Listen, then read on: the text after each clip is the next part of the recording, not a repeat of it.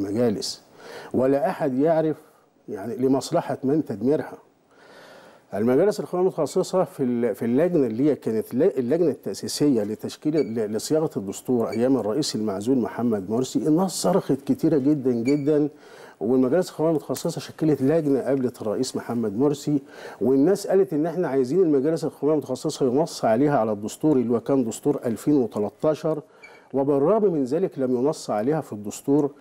أضف إلى ذلك بقى إن فيه أصوات سلفية طلبت في ظل هذه اللجنة وداخل هذه اللجنة بإلغاء المجلس القومي للمرأة، مش المجالس القومية المتخصصة بس، وخرج دستور 2013 لاغيا للمجالس القومية المتخصصة، على الرغم من الرئيس محمد مرسي قابل المستشار أحمد رضوان اللي هو القائم بالمشرف العام بعد رحيل كمال الشاذلي.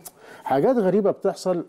برضو كان لابد في دستور 2014 أن ينص على هذه المجالس القومية المتخصصة، خاصة وإن المجالس القومية المجالس الاستشارية مش القومية التي تنشأ الآن، ومنها المجلس الذي نشأ بقيادة أحمد زويل وقيادة الدكتور مجدي يعقوب، تعطي ارتباك داخل المجالس القومية المتخصصة. ما مصير هذه المجالس؟ الناس هناك تتساءل النقطة دي يا سعيد. بس أنا برضو برجع للرضا فيما يتعلق بالهيكل الذي وضعته، وهذا التقسيم الجامع المانع الذي لا يترك صغيرة ولا كبيرة إلا أحصى.